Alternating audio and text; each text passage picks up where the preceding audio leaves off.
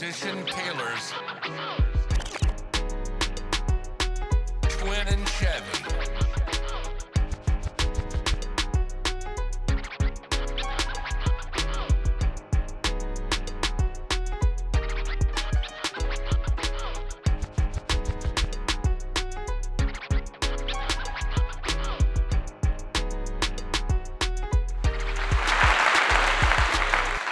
Greetings, everyone, and welcome back to the Tailor's Talk podcast, live here at Grammy Entertainment Studio, home of musician Tailor LLC.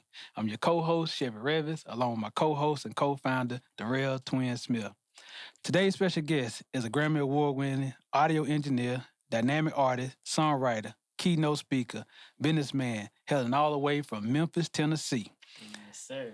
As a highly respected audio engineer and artist, he has collaborated with Big Boy of the Mighty Mighty Outkast, The Goody Mob, Killer Mike, Project Pat, T.I., Jeezy, Currency, Future, Snoop Dogg, Sleeper Brown, and Rage Against the Machine, just to name a few. He's the founder of Southern Eagle Music Group and has toured and performed worldwide on some of the world's biggest stages. Please help us welcome to the show a man with a Grammy, with a name on the Grammy, Renegade El Rey. What's going on? Yes, sir. What's up, man? Yes, sir. I'm Man. listening to you read it. Like, Yeah. Who is this guy? Yeah, my brother got a Grammy with his name on it. Oh, yeah. Come on now. That make it more special. Yeah, man. yeah. Yeah, congratulations on that. That's not to hate on nobody that got the plaques. You know, because the plaques, it's still stamped in history, but the trophy just was something else. It's tangible. You can Yeah, pick it up. it's tangible, you hear me? Like, ain't too many people got these. Yes, I just put mine back in the box, you know? I ain't mad at you. But yeah, man. Yes, sir. Again, congratulations on your Grammy on that Killer Mike album, Michael. Yeah, appreciate it. That's awesome, man. A super dope album. I mean, man. if you ain't heard it or listened to it yet, you need to get out there and check it out. I mean, Jamming. it gonna make you dance, it gonna make you smile, it gonna make you cry. Definitely gonna make you shed a little tear or something. It gonna bring all the emotions out you, and it's a well written, well produced, I'm gonna well put that energy recorded right there. album. Man, it's definitely a pleasure having you here on Tailor Talk I podcast. appreciate y'all, man. I appreciate y'all for having me. Let's Yes, do sir. it. I'm with it. Yeah. So, Excited, man. So man, yeah, you coming from the good Memphis, Tennessee. Yeah, you know? all day, every day. I've been in Atlanta for a while, but you know, I ain't gonna never say I'm from Atlanta. I'm from Memphis. I could be here 30 more years, and then when they ask me where I'm from Memphis. Yes, Yeah, sir. my number's still 901. I ain't changed my number since 2004. You did, and that's really just because I never know who gonna try to reach out to me from the past about some business or something like that. Right. You know, so it's like I try to stay consistent. Yeah. And keep the same phone number so you always know how to reach me. You know, even if I end up getting another phone, we'll always have the one I got. You know, Yes, sir. so yeah, Memphis, Tennessee all day. You know, I Them still time. technically live in Memphis. You know, I still be back and forth. So. I ain't So mad you at got you. Memphis tags, Yeah. legally, Legally. yeah. Right. Yeah, so yeah. What part of Memphis? Mitchell Heights, Binghampton to be exact. Okay. You know what I'm saying? Okay. So it's right in the center of the city, right in Yeah. the center. So it's like the only thing other than Mitchell Heights and Binghampton that's in the center of the city is Orange Mountain. Oh, okay. Okay. You know, of course, you got North Memphis, but it's kind of like just how the city is a circle. You know, so like dead smack in the middle would be, like I said, Mitchell Heights, Binghampton, and Orange Mountain once you cross Poplar. But then North Memphis is here going toward... North Memphis is here where it can spread over to Fraser, you know, and Raleigh and on back with Brown. Okay. And, you know, it's just, like I said, it's a circle. So, yeah. Shout out to them Heart of people. the city. Shout out to them people in Memphis, and shout out to that barbershop you took us to that time on tour. Yeah. Shout out to Marcus and Frank, man. Yeah, man. Them boys raised me, man. Yeah, he clean cut, but he from there. He from them the parts. town. Yeah, he from them parts of town. Yeah, you That you gotta don't look want to around. go. Yeah, I mean, you gotta look. Yeah. You gotta watch your back in the whole entire city. You know, at this point, it's not. Yeah. You know, it used to be like when I was a kid. It used to be like East Memphis was the good part. You know, but then They cleaning up downtown, so then they give you vouchers, give everybody vouchers for East Memphis, and then East Memphis started going crazy. You know, and then everybody move, they annex, they want to move further and further out. But you know, it is what it is, man. Yeah, I got a lot of family in South Memphis. A lot of them here today. Here in Atlanta, you know. Yeah. I mean, it's the opportunities here in Atlanta. It's nothing against my city, but that's the reason why I came. You seeking better opportunities, better jobs, or whatever the case may be. In my case, you know, my better job, quote unquote, was music, and that's what I came to do. So that's why I'm here. You know, I'm here to complete a mission, if you will. I feel you. I could be anywhere as long as I'm trying to complete the mission. So how music started for you in Memphis? So how your roots in music in Memphis started? I mean, well, as far as just music in the household, my dad, he sings, not professionally, but he sings. So he sings, and my mom, she just loves to listen to music too. So being that my dad is like the radio, you know, of our family, in a sense, he listened to everything. So like I said, he sings, but so that's all your R&B, you know, your funk. You know, he had me on the Gap Band and all of that. I say, with Gap Band, Roger. Yeah, I mean, so we listen to everything from that to hip hop to R&B. He was one of those guys that had the big CD collection. He just thumbed through, just keep on thumbing and keep on thumbing. You know, so shout out to Pops for that. Yeah, the 100 pack. Like I'm talking about the big joint. Yeah, had like two of them. Yeah. One you used to ride on your lap with. Yeah, you ain't driving with that. So he hold like 8 CDs per page. You know, so Pops was always heavy on music, and like I said, my mom listened to a lot of different things too, whether it be gospel and classical music and stuff like that. So music was just always in the family, always in the house. Even when they got divorced, you were still listening to music back and forth, different things.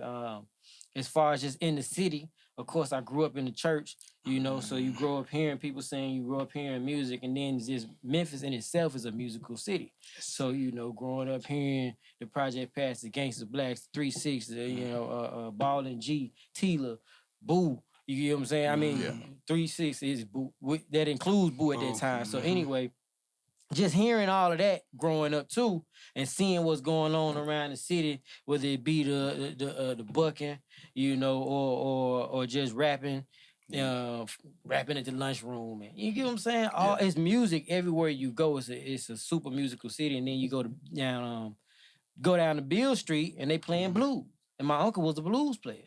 You get what I'm saying? So he played the keys, he played the drums, he played the guitar, and he played on Beale Street till he died. You know, I mean, he didn't die on Beale Street, but you know, rest in peace.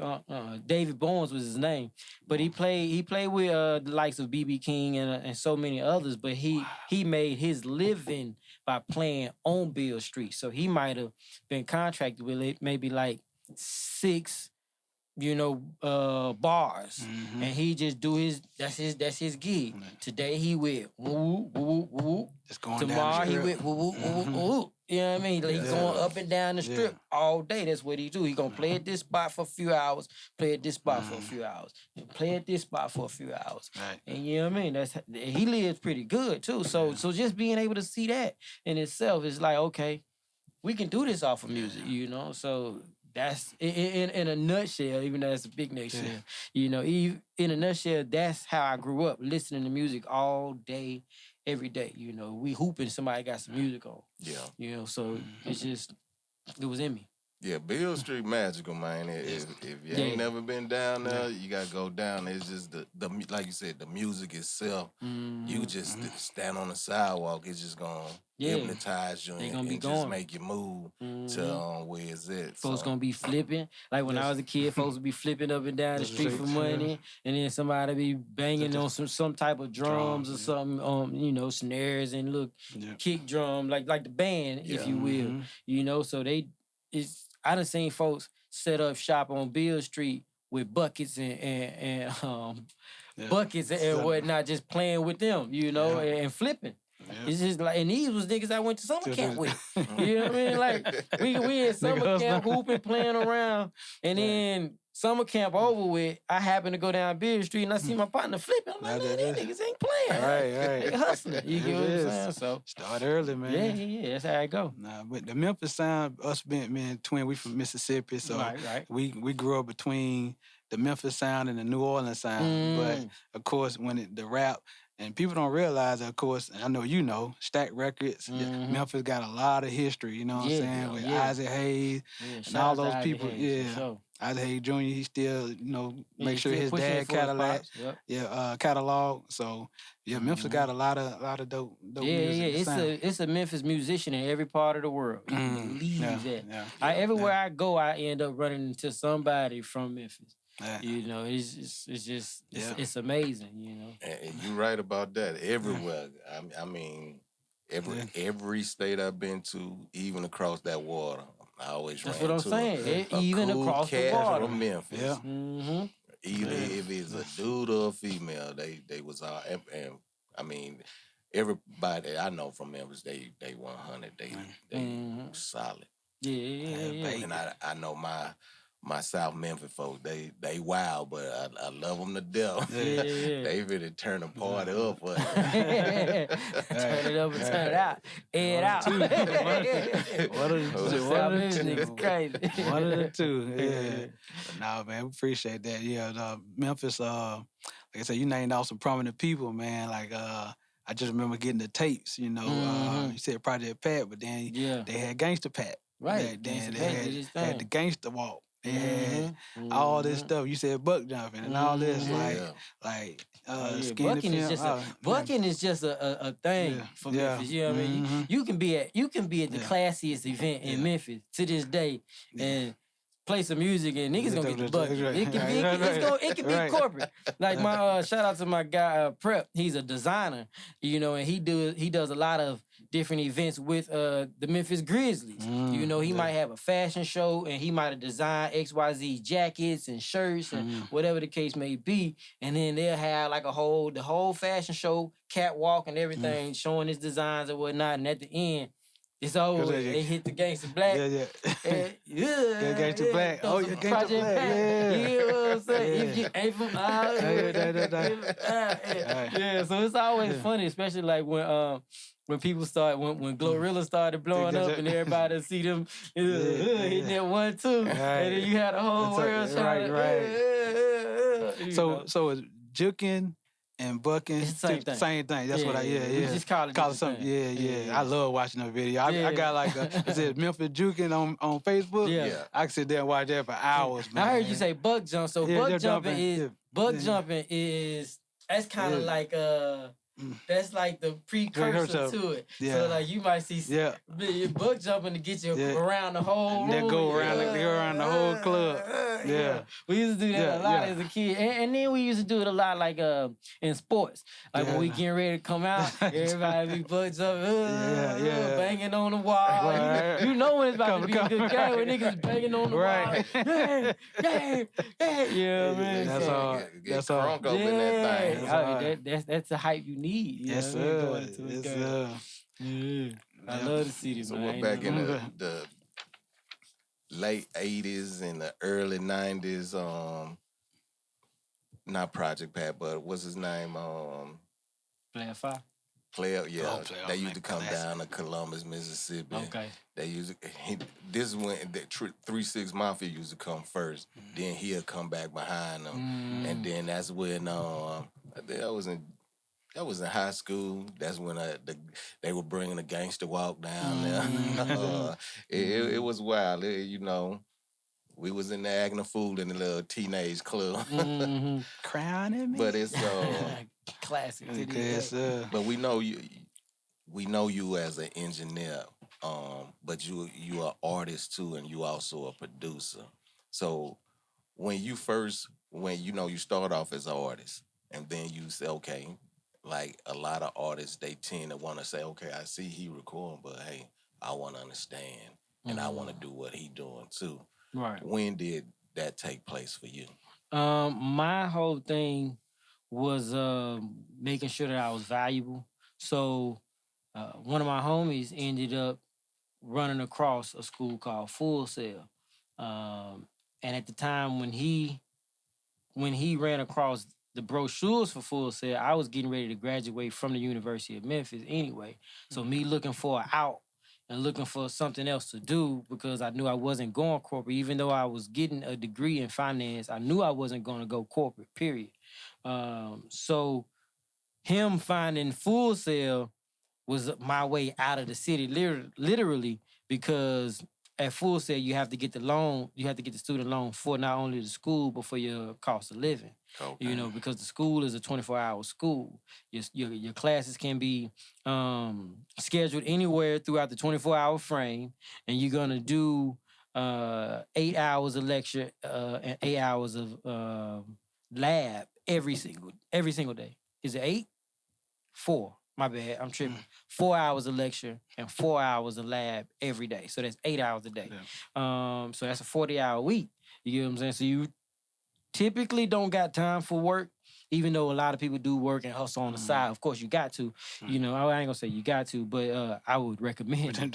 But yeah, so I knew I had to take out that loan for cost of living and all of that. So I was gonna be good in a sense. I'm still going to school, but I'm also going to school to create an extra badge for myself, if you will. It's gonna keep me in the studio. So that's what that. Like I said, I tell a lot of people I seen. Well, not seen. I heard just different stories about Kanye and how he would be playing his beats for people in sessions, and then at the end of the session, he gonna also play them his song. So I'm like, oh, that's dope. That's a little back door. So cool, you know, because everybody trying to come through the front door. So it's like, you know, let me go through the back and figure out, you know, the road less traveled, if you will. So there it was. I was like, that it just spoke, you know, some things speak to you. And it ain't just some things, it's God. You know, so it's just like, boom, all right, that's it. That's the move. So I filled out my application, and then they told me, yeah, cool, let's do it. And after that, it's the financial aid, you know, that went through. So the way I had it set up, by the time I was graduating from the University of Memphis, 2 months later, I was in Full Sail. So that was literally the way I got into being an audio engineer. And as I got into it, I was like, I love it. I really do love it, you know. So it wasn't for me like just recording and simply being like, I want to know what he's doing. It was, I need a way in.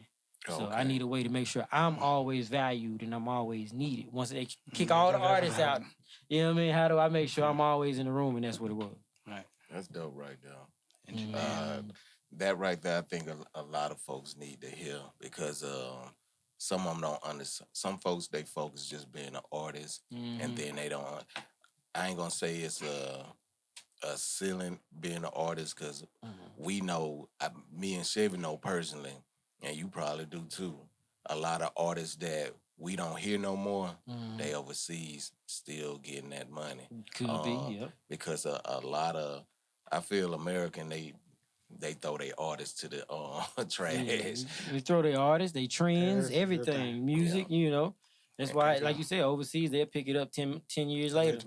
And love them. I mean, you like, I see, when I was in Bahrain.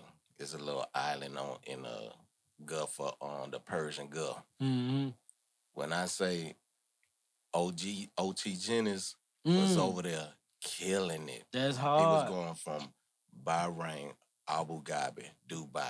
Oh, just them back and forth. Bag. Winning.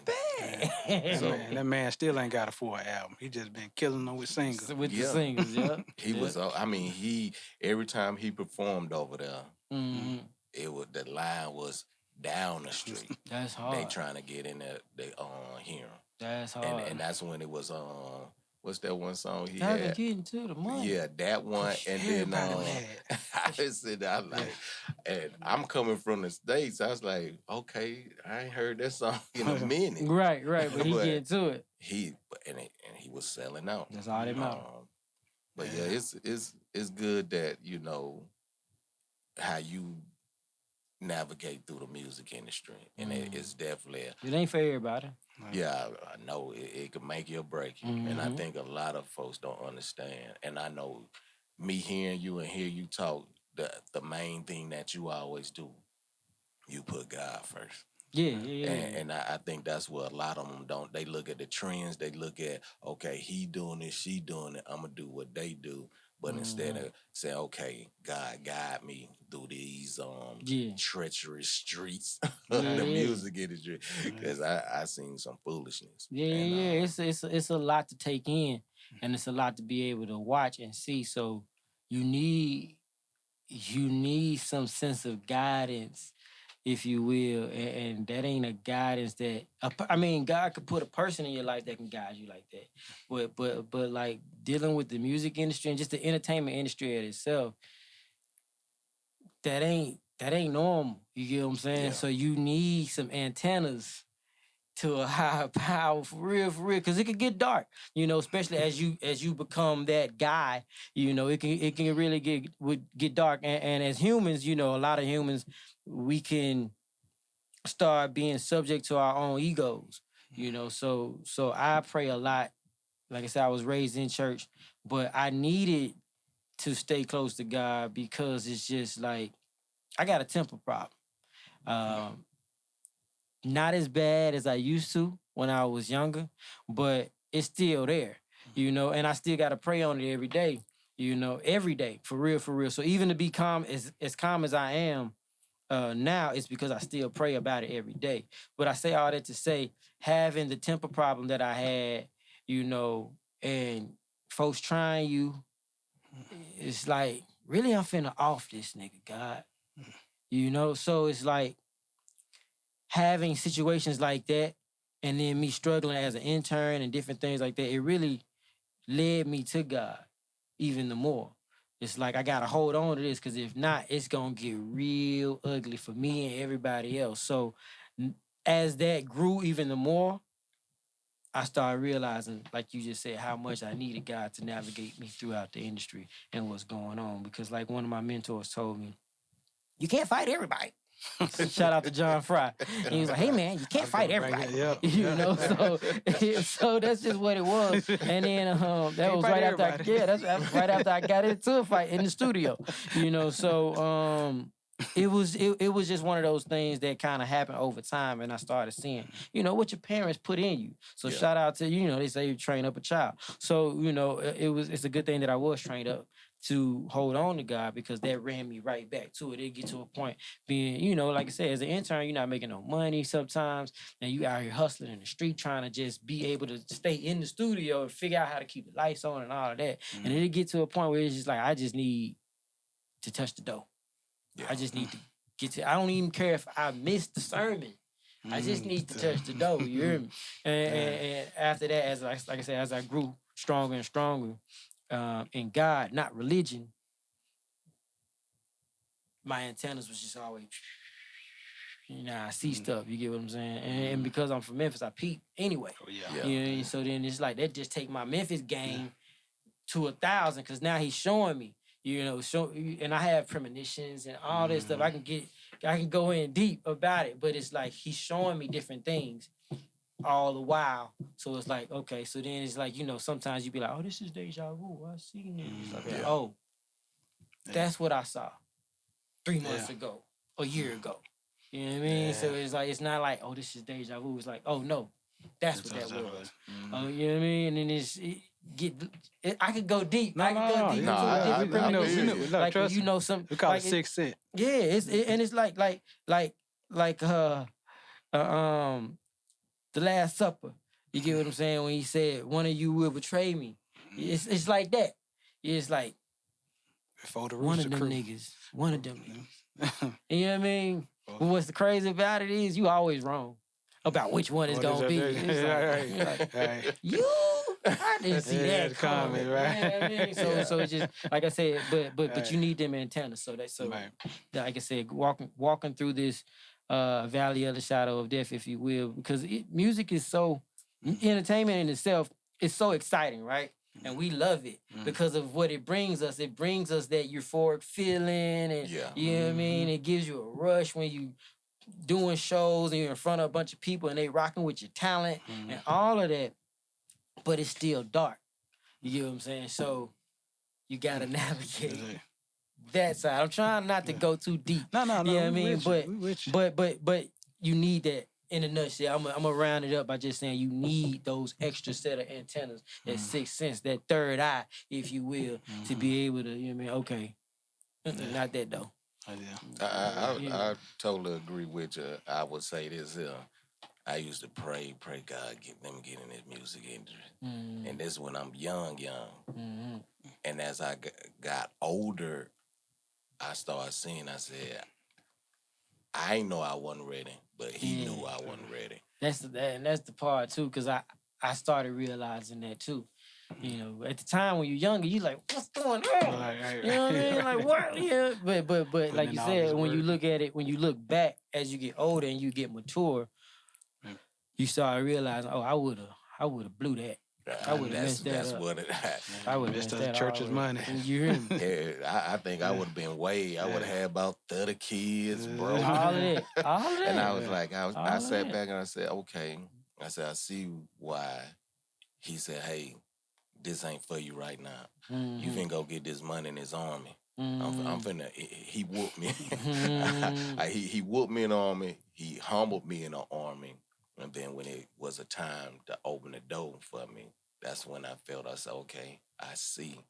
Because, you know, when I do feel you about doing the intern stuff. The intern, the only thing that helped me, because I had that retirement check. But the attitude, I like, these cats in here testing me. I called Chef, I said, man, this cat gonna make me whoop them on. Yeah. Depending on who you underneath, A lot of calls. you know, it'll be that. You know? So like even to this day, like the interns that I got, you know, I make sure everybody understands that everybody is a man, you know, or a woman. You know, I bring on a few women, not too many. And it's the reason I don't bring on too many is because niggas be doing too much. Yeah. You know what I mean? So it's like the women I bring in, they gotta be strong, you know, because it's like you gotta be able to handle all this extra testosterone and you know what I mean? And then I be knowing niggas be trying to try folks and stuff. So it's like, come on, you know what I mean? Right. So even but with the interns that that I have under me, I make sure that they understand that everybody is a man and everybody is like this is a position. This is not you. Right. You know what I mean? A boss is a boss regardless. Right. Even if I came in and had to start cleaning toilets, and that's why I was into it with a lot of people, is because they could see that in me. You get what I'm saying? Because I'm gonna walk the way I walk. I'm gonna talk the way I talk, period. And it's not a disrespectful thing. It's like you said, y'all in the military. You get what I'm saying? I was raised military because my pops was in the military. So I talk to people in their eyes. I look at people strongly. I handle things. You don't have to micromanage me. And I hate being micromanaged. So stay off of my shoulder. I know what my marching orders are, as my dad say. So I don't need, you know what I mean? And I'm gonna move the way I need to move. And I'm gonna could have been a drill sergeant, man. You could have been a drill sergeant where you talking that talk. That's pops was on me. You get what I'm saying? You got your marching orders. You know what's supposed to be done. Yeah. I don't gotta say nothing else to you. And if I gotta say something else to you, then you're not the one for the job. You know, so that's how I move with my guys. I don't move on them like he's intern. You know, when somebody asks me, you got a runner? I was like, hey, the homie can go for you. I'm not gonna say, hey, my intern can go for you. Nah, the homie can go grab something you need. Right. No, not this is your slave for the day. You know what I mean? We don't do none of that. You get what I'm saying? So yeah, I get it. Being an intern, sometimes they can test you, and that's why I would get in them fights and John Friday. Like, hey man, you know. So you came up with a legend though. That name you saying? Yeah. That's my guy. John Friday. He's the guy. Yeah, he's one of those guys. When I got to Atlanta, they would always talk about John Fry, Leslie Brathwaite, and Phil Tan. Leslie Brathwaite is my homie, you know, big homie, should I say. I interned under him as well, you know, for a little stint, because I would be at Stank, and then once I became like quote unquote head intern at Stank, I'm hiring interns. Okay. You know, so I'm hiring interns and making sure that everything is going good over here. And my partner, who showed me who I went to Full Sail with, he went when we got here. I went to Stank and he went to Patchwork. Oh, okay. So when I came up at Stank, he came up at Patchwork. Oh. So boom, now he got me an internship at Patchwork. So I'm head intern over here at Stankonia. Then I went back down to the bottom of the totem pole at Patchwork just to get my face card up. You know what I'm saying? And that's how I end up interning under Leslie Brathwaite. A lot of people don't know that. So I just, that's a gem that we just put out there. You get what I'm saying? But, exclusive. Right, but that's why my Patchwork people, that's why they family, because I interned there as well. And it was kind of hard too, because I was trying not some people knew that I was at Stank, but some people didn't. But I'm trying to hide it because they know I'm running stuff over here. Yeah. And it's like, because it wasn't like it was no espionage. I wasn't a spy. Right. I was just trying to get my face card up like I was told when I came through the door. Shout out to Backbone. Backbone would always say, this ain't your last stop. You know what I mean? Don't make Stank on your last stop. And then, you know, Walt and, what's his name? I forget his name. Dub, we would call him Dub. Warren Bletcher. He was an engineer at Stankonia, and he would also tell me, get around the city and make sure your face is good in all these different studios and stuff. You know, so I tell my interns the same thing. I don't trip on them if they want to go somewhere else. Just be where you're supposed to be for me when you're supposed to be there. You can go somewhere else. You know what I mean? Because you're supposed to. That's how, like I said, that's how I was taught. So I would be at Patchwork, interning, cleaning up, making food runs, and woo at the same time. So I got a chance to sit under Leslie a little bit and see what he was doing, to see how he was doing it. So then now I got 2 points of reference in terms of mixing, how they go about it. You know, you mix and go hard for a few hours and then stop, rest your ears, do something else. Leslie play video games and, you know, get his mind right, get his mind off of the music. Woo. John, he sit back, scratch some lotto, scratch off, smoke a cigarette or two, watch some TV, chill out, talk to his family on the phone, and then get back to it. You know, so just watching both of them guys move and how they move with their clients, how they move with the music, and then how they moved with file management, just being an engineer in itself. You see the things that are similar and you see the things that are different. So then that gives you a point of, okay, how you want to move, how you want to work, and all of that. So, you know, that was... That was how I, you know, came up seeing things. So it's like, as somebody who once was an intern, I see how people get treated. So I don't never treat my guys never like that. We homies. That's real. You know what I mean? You homie, and you attached to my name too. So I want to see you succeed, but I gotta see you succeed because now you attached to me. And everything we doing over here touching the goal. That's how we trying to run it. You feel me? Man, I appreciate you changing that outlook on interns, because man, I used to hate interns get treated really like trash. Like, nah, we not like, going. hey, go clean up this bathroom. Then they go in there. I seen, man, when I seen some filthy bathrooms. Right, I done clean some bathrooms, throw up, shit, periods. Like, come crazy. on. Females know they no disrespect, Maddie, but females is crazy in the bathroom, bro. It's like, what, you knew you were bleeding. Why did you do this on your seat? Like, you could... I bet for sure. You know, so I'm heavy on the bleach. You know what I mean? When we ordering supplies, it's like, you know, get 4 things of Lysol, get 8 things of bleach. You know what I mean? 2 things of Pine Sol. Couple female products in there, male products in there. Sure the bathrooms be terrible. I done cleaned up, throw up from the events and stuff. You know, I done did it all, bro. It was one time I always did the morning shifts. So I'm like, one morning I came and I'm like, hey, what did the night folks do?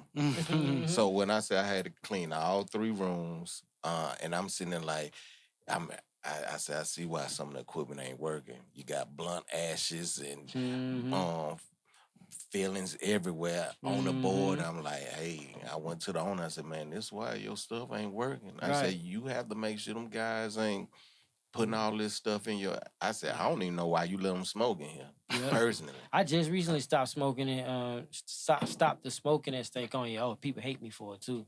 But it's just like you trying to get it to a different point at this point. It's like, I mean, I know it stank on you. And then when you walk in the building, the walls smell like dope. I get it. But it's like, I'm trying to usher this building into a whole nother regime. You feel me? So it's like, no, you can't smoke in the rooms no more. You can smoke in the lounge, and there's a lounge in there. Go ahead. Go at it. Nice lounge too. Yeah, go for it. But you can't smoke in here no more. But when we were, you know, or they might come in and the day after Big was there, but this is his building. Right. He gonna smoke. He gonna do what he do with his building. That don't mean you get to do it. You know, so that smoke, that no smoking in the studio is crucial, especially for rap. You know what I mean? Like R&B, they might trip. You know, pop, they ain't gonna really trip at all. You know, but rap niggas, Oh, they be rap mad. niggas ain't having it. They still want to fight you. It's like, bruh. So I just put it in red on the rate sheet now. It's right here. If you didn't read what was in red out of all the black ink, cool. That was on you. Reading is fundamental, my boy. Yeah, they be mad at me. Hey man, we can smoke. I said, you go outside. Yeah. You ain't finna smoke in here. Because it's to me, I know you an engineer, you know that smoke tearing up your equipment. Yeah, it does. And then a lot of them don't understand if they letting folks smoke, you gotta take that thing apart and clean all that out. Air blowers going. Patch bays don't be working. Yeah. It's like, there's smoke right here. What else I'm gonna do? You blowing smoke right into the patch bay. Yeah, it's like, hey, they don't get it, and it ain't for them to get. It's all good. So that's why people like us got to be the bad guy. Yeah. You know, after a while, I just became good at being the bad guy. It don't matter to me. This is what it is. You can take it or leave it. Yeah, I tell them, I say, I be the villain. Yeah, for sure. I wear that villain hat. With anybody. My kids too. You're mean. Okay. It's my job, man. Thank me later. Yeah, right. I was going we was talking about international stuff. I know you just got back from across the water. Oh yeah. Flying, an eagle has landed. Right. Eagle landed everywhere. Yeah, we was somewhere everywhere. And actually, this was for my kids' summer break. Okay. So like usually when I'm abroad, I'm trying to plant my flag or plant some seeds, you know, music wise or whatever the case may be. But this time it's usually the summers or any other like opportunity, spring break or whatever the case may be for my kids to go out of town and do some stuff. I'm always moving around. I'm always trying to plan something for my career, video shoots and different stuff that I have to do as an artist. And you know, but this time around, my girl just cornered me, and it was nothing I could do about it. She was like, "Hey, these kids don't never get to go anywhere because of you." And it's just like, man, it's like, yeah, you hit me with that. It's like, all right, bet. So we ended up taking them on a kind of like a tour of Europe. So we did London, we did Athens, and then we did Rome. So, you know, we was just going for 2 weeks. Cool, but I made sure to do some work while I was there. Yeah. You know, performance here. I just so happened to run into the guy, DJ AG, online. And I ain't come to find out he's a huge deal over there. But I just found out he was spinning at the train station. So I went, you know, and they like, you know, you could perform or whatever. So I'm like, I bet they don't know me here. So I do the open mic vibe, you know, rocked out. And, you know, it has come to be a big thing. So big shout out to DJ AG online. Shout out to my girl for even sending me the flyer. But you did that. I did a photo shoot while there, and you know ran into a couple people. So it's just like, you know, you try your best to work everywhere you go. That part. But you know, and then more than anything, it's just getting another outlook on life again, getting some inspiration, you know, because I usually don't take my laptop with me, but I took my laptop and hard drives with me this time, and I worked while I was there. So I did a few mixes for people while I was out of town. And you know, and it just felt a little bit different from mixing. That's what I'm gonna ask you. Was it different? It's different from the laptop. But what I made sure to do was try to mimic the studio's computer as Stank on my laptop. You know, in terms of my plug-in preferences and different stuff like that. So that way it's not a hard thing to transition from the laptop. I was talking about the environment. Oh yeah, environment-wise for sure. Because I was mixing and I took a lot of content. Made sure I recorded a lot of content because I usually suck at that. But I made sure to take a lot of content. So I got some content of me actually mixing poolside in Athens as the sunrise. That's just different. You know what I mean? It makes you feel a little bit. That's what I'm talking about right there. Yeah. I like, as a fan, I like to see stuff like that. You know what I'm saying? Because we're coming from here and going there, sleep pattern is already thrown off. I had already been doing like some crazy hours here in terms of mixing. So I wasn't really sleeping. I was just taking a few naps. So it kind of just rolled over naturally there. So I would get up. This one particular day, I got up and mixed at sunrise at the pool. Like I said, the sun here. I'm looking at the Greek ruins. You know what I mean? Over here. That's hard. And then we went to that, did all of that, and then caught a plane and went to London. And then I ran into DJ AG. So it's like all in a day's work. Right, you know, right. so it's like I said, that just gives you a whole nother level of inspiration. So that way you can keep going and being creative and doing music and mixing and stuff. Because a lot of people feel like being an engineer is all technical, but it's not. It's sauce. Every engineer's sauce is different. And people rock with me because of my sauce, you know, and what I do. So it's just like I said, that helps you be creative in what you're gonna bring to your table and what you're gonna bring to others' tables and their projects and whatever the case may be. Yeah. So yeah, I needed that for real. Yeah. So it was a good thing that I got cornered to have to go overseas and do that. Yeah. So we just not getting back a couple days ago. So who gonna turn down the trip overseas, man? I would. How much it costs? Oh yeah, cause you right. So right. But you know, money well spent, and it's something that I hope my kids come to appreciate. They gonna remember that for sure. While we was there. Come on, niggas wasn't appreciate that. Yeah. But you know, but they kids though. So it's like I don't like this food. My daughter, she's so outspoken. Why is this thing? Right. Why is this that? That's nasty. That's what they don't tell you about overseas. Yeah. Get your nose ready. Get your nose ready. Different cultures and they everybody does things differently. So it is what it is. Nah, but they gonna look back on that and be like, hey, hold up, how my passport stamp? You hear where me? we went? Right. You know, then they how can many go back kids to school. can say they went to the Coliseum? Right there. They're gonna be in school like, oh, I've been there before. Right, that's when the teacher be like, when? Right. Last summer. Yeah, because you go over here, and if you walk over here, you know, because my kids, they real good on details, so they'll be able to explain when somebody gets to chomping them off. I went here, and then we walked in through here, and you see they got a whole map in their head, and they look. That's one thing I am glad. Like, it feels like certain traits that a parent might be forced to have. It's almost like that seems to get passed down on the family. So like, shout out to the military, because my dad, you know, my dad and my mom, they taught us to kind of like memorize things as you walk. And you know what I mean? Like my dad and my mom worked for the Department of Defense as a civilian. So between her and my dad, we were taught to kind of like, when you walk in the room, even if you're not paying attention, you're paying attention to the room. You know what I'm saying? Like, I see them over here in the corner in this blue shirt. You get what I'm saying? I see them over here in the red shirt. I see that there's not an exit over here. The exit is over here. Oh, there's no exit over here. So how about I put my back over there so I can see what's going on? You know what I mean? So my kids, they just naturally, and these shelter kids, I call them shelter kids because they don't be outside like I was outside. You know what I mean? But like, but it's funny though how they got those traits. You know, walk in, like my daughter, she can't name nothing, but she be like, was that the thing that had the red thing on the wall and the woman? And I be like, wow. They paying attention. Yeah, you think they would. That's all that matter to me. You paying attention. You know, because I'm always keen on like, pay attention to your surroundings. I might pop up on my kids out of nowhere. Right. You know what I mean? Right. I'm the dude that's like through the window. Right. You didn't hear me crushing all over these leaves to get to the window?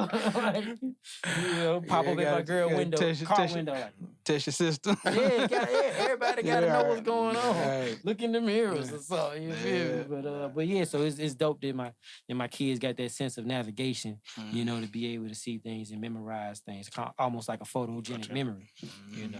So it was so shout out to the worldwide trips and such, you know. But you do realize something when you go overseas as a black person. You realize, for one, we already know what we know here. You know what I mean? We know they don't like us. We know they don't love us. We know, you get what I'm saying? We built everything. I ain't gonna say everything, but everything. Got our hand in. We got our hand in every, you know, some of everything, and even the things that we don't get credited for, because you know, like my OG Ray Murray say, like, of course, a black man built the cotton gin. He wasn't the one, because the white man wasn't the one picking the cotton. So the black dude trying to figure out how to make this easy. You know what I'm saying? So, but one thing I did realize going, and what I'm not gonna say did realize, like, it's this time, but every time I go overseas, I realize how strong the disdain is for black people, and how strong the admiration is at the same time. It's like, how am I the pinnacle and the bottom at the same time? Man, that's you want me to be the bottom so bad, but you want to do everything like me. You know what I mean? Yeah. Like, so it's like, You know, but it's something Yeah. to take in stride and understand, and you know what I mean? Because it's nothing you can change, but it's just something that you can understand. The more you understand, the better you move, type deal. Trust me. Man, this guy here, we got a lot of time across the pond. Mm, And everywhere you go, it's different. And you got to adjust and you see how it is. You be like, wow. But it also makes you sometimes on a funny way, it makes you appreciate America. Right. You know what I'm saying? Right. I would say You know what I'm something. saying? It makes sometimes, you. and that ain't every that's not every country abroad that feels yeah. like that. But unfortunately, Europe is one of those places. Maybe I don't know. Maybe it's just the way I look or the way I walk or something. But if you feeling like everybody got a problem when you walk in the door, they're like, They do. who is this nigga on this land? Like the Django or something. Let me show you this. So the Middle East. So me being in the Middle East, I would say this here. They treated us like kings. I did not get disrespected one time when I was. I ain't talking about Iraq, Afghanistan. I'm talking about Saudi Arabia, Kuwait, Abu Dhabi, Dubai, Qatar. Every time I went to those countries, they had their hands ready to embrace. That's dope. Us. Half of the time, look, this is the crazy thing. When I was in Saudi Arabia, they thought I was a Saudi. Then when I got to talking, oh, you're American. And that's the only. So when we're in the United States, what they call us, African Americans, blacks, this, that, and that. When you go across that water, the first thing they say, you just American. So I just, a lot of the things is crazy. Yeah. And then I would say this, I only had one bad incident in Korea. One. But after that, they treated me good in Korea. Right. So it's a lot of places. That's why I say it's different Europe, places. Now, Europe, I ain't too much care. Now, Germany, the women love us, but the dudes didn't. Right. Because they knew they women loved us. Right, okay. So you see the mistreatment. Some of the, like, I ain't gonna say all German guys was bad because I ran into some cool German cats too. But it's you hit it on the nail. They want to be like us, but then at the same time they want to keep us at the bottom. Right. It's a cultural thing for sure. Yeah, I was one of my pet peeves, should I say, is when I travel, I don't like to travel with dirty clothes. So wherever I go, I'm always gonna go and wash clothes. So like I was sitting outside of the laundromat in London, and then a group of kids riding their bikes down the street, and then I see one of the kids, he just ride with it. I just like, man, American culture, boy. We influence everything for sure. So man, I was in Iraq one time on a walking patrol, and the kids, like I say, when they see her, and this one I had gold teeth in my mouth. Okay. And they always used to pinpoint me because I had gold. And they'll walk up to me. First thing they'll play is 50 Cent. Hey. In the club. That's, that was he was worldwide. Yeah, at that time. But at the same, that's their way of saying, like, hey, we rock with you. With you. And it's always the kids, though. The kids.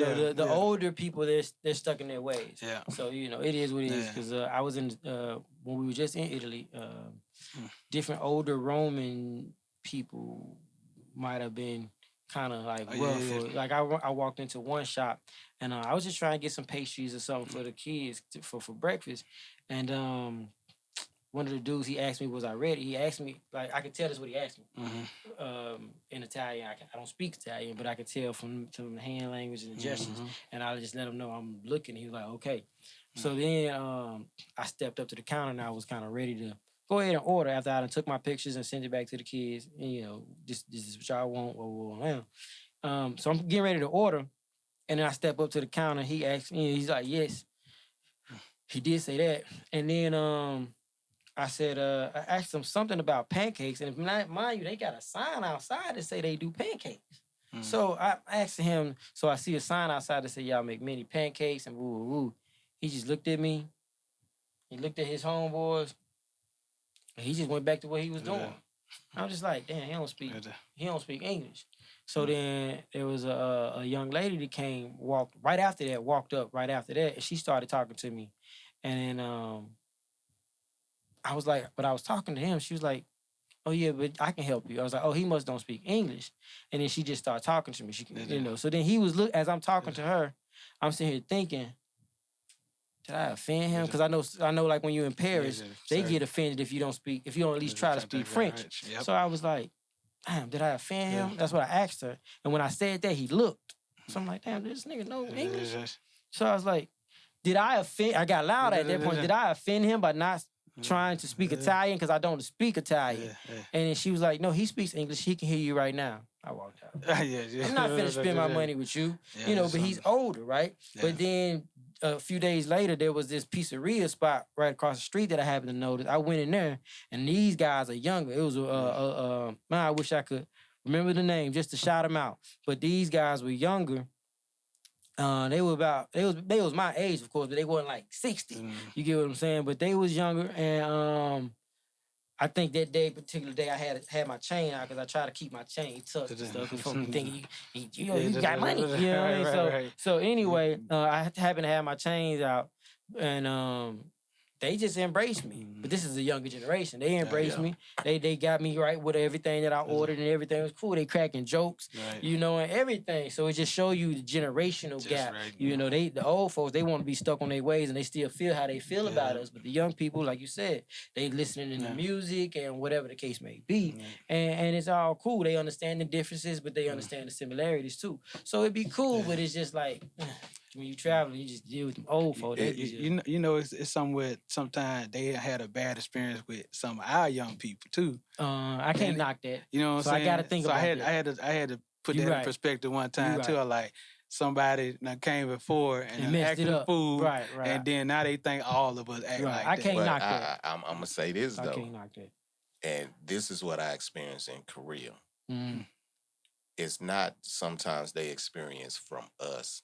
It's what they're told. Okay. Because it was a Korean lady. I used to go in her shop every week, and I'm talking about I'm spending money with her. One day I walked in, I don't know what she had going on, go to the counter to pay for my stuff. She said this to me, nigga, is you stealing out my store? I said, what? Wow. I ain't see my song major just walk through the door. I'm finna act a donkey. So as she cussing me out, a Korean dude came in there. He touched me. When I drew back. My homeboy grabbed me. He says, Smitty, don't hit him. Then I turned around. My song major said, if you would have hit him, that would have been it for you. So, and then my song major was black, and he said, don't worry about that. He said, we gonna get him another way. That's when they can get the store shut down. He got to shut down. And then he said, somebody taught her that. And then so it's like when I like even when I was in Saudi, like you said, the older generation, they didn't care for us. But then I'm like, we wasn't over there during that time when at the age they were. A lot of them, somebody taught them that. In the younger generation, when I say they embraced us, I was in the mall. It was fun. I couldn't do no but laugh. And I'm thinking these kids, they had to be about 10, 11. It seemed like they were so excited to see me and my homeboy. Then they came up, what's up, my nigga? And I look. I said, okay. I said, y'all watch too much TV. And I couldn't do no but laugh. And I couldn't get mad, but the way they said it, they said it like that. And so I just laughed at them. I shook their hand and stuff, and they was like happy. And I was like, I said, y'all need to start watching that. Whatever you watch. What in Iraq? Chocolate? Yeah. Mr. Chocolate. That's funny. That's funny. Yeah, you gotta love being able to go abroad, though, for sure. Well, I know we've been around the world and back. I want people to really understand and know your journey and all the places that you done been and everything you done in this music industry so far. All right, just in case y'all don't know, this is Grammy Award-winning Renegade El Rey. And this is one of the albums. So, what was your favorite song to work on this album? I would say maybe my favorite song off the album might be Motherless. Motherless. I think that might have been the strongest one, or the one that had the most impact on me at the time because I always tell the story about me missing my grandma when we recorded that. When he recorded his first verse anyway. I just never forget that because I was trying to hold back tears. I was missing my grandma that day, and I was trying to hold back tears anyway for missing her. And then, like, ironically, this nigga go in here on this song because I didn't know, I just load up the beat and then see what they finna do. And I just, like I always tell him, I'm gonna hit record and follow you, So and he just got to doing. My mama dead, my grandmama dead. What is going on? So by the time he got done, I was just like, I was in tears, and I even told him when he got out the booth, was like, bro, when you do those type of songs, can't nobody touch you, bro. Can't nobody touch you. It's pain filled. It's filled with pain. What's your favorite one on here? You know I got make sure two. they can see it. When I say I got two, it's Something for the Junkies and Motherless. Those two songs touched me. I mean, when I say touch me, it touched me. And I sat back when the first time I heard Something for the Junkies, I sat back and I remember them days sitting on that old corner. I said, "Oh man!" And I said, you a teenager, you mistreating them, you talking bad to them, but then, and I had to realize that, man, it was somebody's parent, somebody's sister. That song just really, it made me feel bad. And then Motherless, I definitely would say with Motherless had me, because like even with me, my mom deceased, my dad's mother's deceased. And so, it really, I ain't gonna lie, I cried. I cried when I listened to that song. You gonna shed a tear for sure. And that's the beauty of it. And more so anything, I think because everything in it is authentic, that's why the people feel it the way they feel it. Yeah, man. It wasn't contrived at all. And he didn't think about, okay, I need to make them feel sad. You know what I mean? It's just like coming up with so many different songs. I mean, because we did so many songs. You get what I'm saying? This is just what was picked. You get what I'm saying? Yeah. So, and wisely picked, I would say. You get what I'm saying? Because he got a lot of songs where he just stunned and flexing. You get what I'm saying? And he's good at that too. But that wasn't the vibe. That wasn't what was drawing the people. That wasn't what was making people feel it. You get what I'm saying? So shout out to Cuz Lightyear. Shout out to everybody that had a hand in actually picking which song would move forward through the process. Cause like I said, he'd jump on a gang of beats in one night. And and do a verse, and then we move on. We do a hook or something, we move on, and then you get what I'm saying. So and that's the way I record too. So it's just like you have to have that insight or foresight of what it is that we're trying to convey to the people every time you do a song. Okay. So so that's on a micro basis, right? If we talking song, but then when you're talking about an album, what it is that we're trying to convey to these people? Are we trying to tell a story? We just trying to give you a gang of jamming records? Or what is it that we trying to do for this particular project? And this became a dope body of work because the songs that were done and the songs that were picked, as you could see them line up, it's like, nah, this is what we're doing. Right. You know what I'm saying? Because it didn't start off like that. It started off as some real flex and shit. You know what I'm saying? But then, as the songs came in, and I think that's the best thing that we as artists could do when we're recording is take our time. Because over the course of a year, you feel a certain way.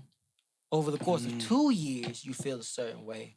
Over the course of 3 years, you done felt these 3, 4, 5, 6, 7, 8, 9, 10, 12 different ways, right? Because this the ups and downs of life in general. Yeah. You might have 6 months, 8 months, maybe even a full year. You just get money. You know what I mean? So everything you feel is, you get what I'm saying? And then you hit that, we all know it's valleys and peaks.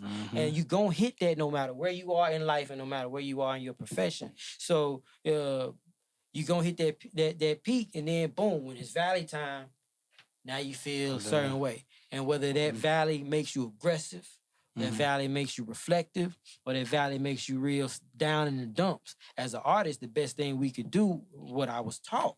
I'm not saying it like I just know these gems, right?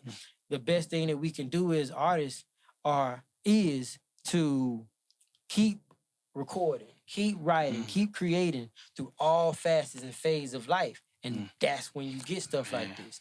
You get what I'm saying? He's being reflective on the fact that, like, damn, I fucked this up. You get what I'm saying? Like, I did this.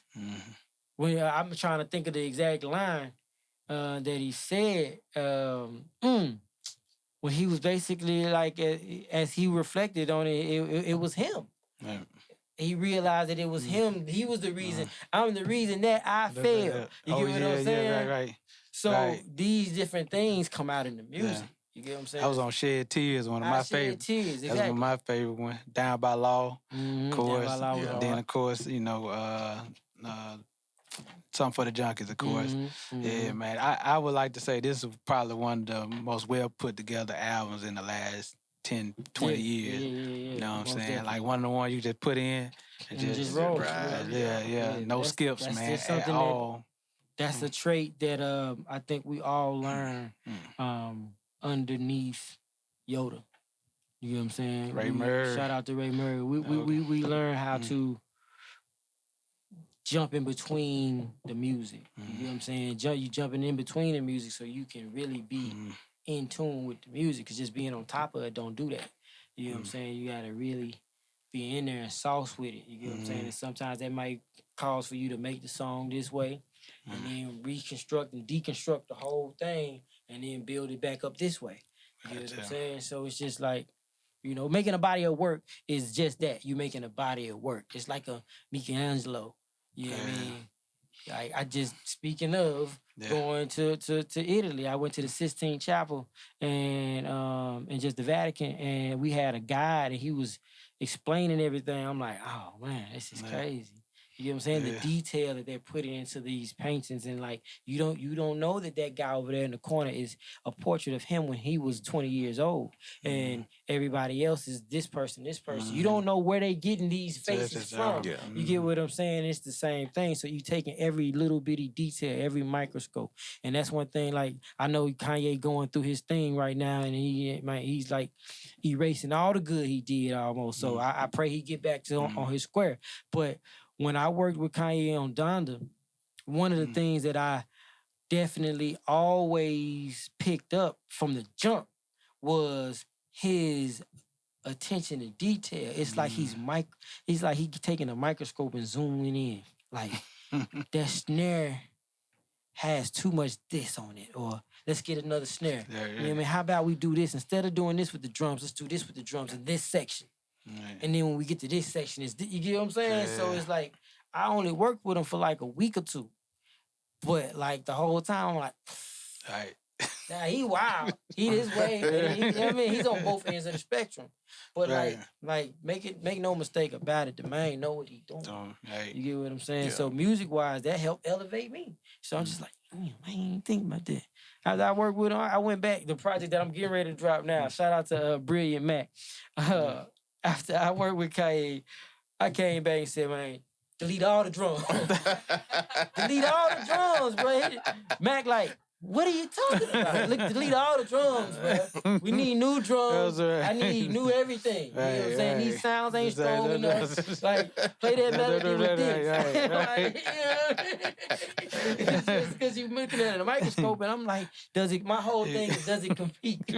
Does it weigh up? You know what I mean? It make you level up in a sense. You gotta level up. Like, bro, you know who I was just with? Yeah, and that's not on no cockiness, because I just learned something. Like, I'll never forget it. The day we walked in, I brought my team with me because they needed some engineers. Like he was going, and I realized why he needed engineers, because he going through the motions and different stuff is messing up. He firing everybody. You get what I'm saying? So he firing the whole squad, and then now they need a whole another squad. So when they called, when Slim Calhoun gave me the call, and he called me about it, I was asleep. And he like, boy, I need you. So then he tell me that, you know, they need somebody, Kanye needs somebody to record him. So Bentley hit me. And then now I'm on 3-way with Slim and Bentley. And they just telling me they need somebody to record. And I'm like, I don't got my laptop, but I can find somebody who got it. Bentley like, what kind of engineer don't got a laptop and can record? I was like, nigga, don't you know I run a studio? I don't need no laptop. Oh, my bad. You know what I mean? So they say, so this is what I need. He tell me he need X amount of guys or whatever. So I called my people like, hey, I need you to drop what you doing and meet me at the Mercedes-Benz station. This is before everybody knew that Ye was recording there. And, you know, shout out to all my people because they did just that. They didn't know. They like, what we doing? I said, just meet me there. You know what I'm saying? So we get there and then, you know, everybody's like, we get our badges and we get ran through security. And then we go in and we start working and making stuff happen or waiting and working and waiting and working and waiting. Did y'all have to wear all black? No, he made us wear the Donda shirts and black pants. Okay. But uniform. Uniform for sure. And that's why me and him fell out too, because I wasn't wearing uniform one day. But whatever. But I still appreciate my time there. But what I say all that to say, when I walked in terms of the level up, when I walked in and we waiting to get our Donda shirts and everything, this nigga, he on a rant walking down the hallway. He come in and these new guys, what? This the NBA, boy. He just hit us with that, like.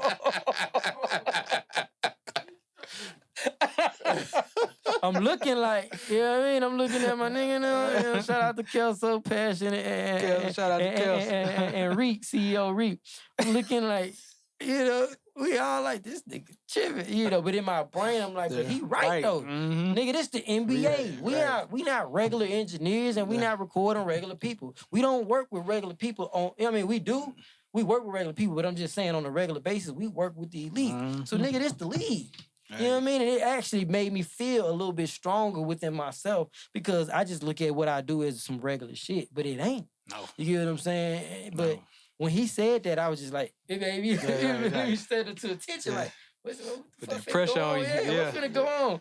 You know, but like I said, once it was all said and done, I had an extreme sense of appreciation for how he constructs these. And he don't write his rhymes, everybody found out. But even though he don't write his rhymes, he know he don't want that line.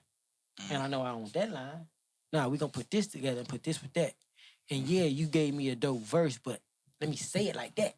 You get what I'm saying? So shout out to him for his creative genius that he does have. You get what I'm saying? Now, MC, I'm an MC. So ain't no talk about I'm the best MC if you ain't write all your rhymes. That's a whole nother story.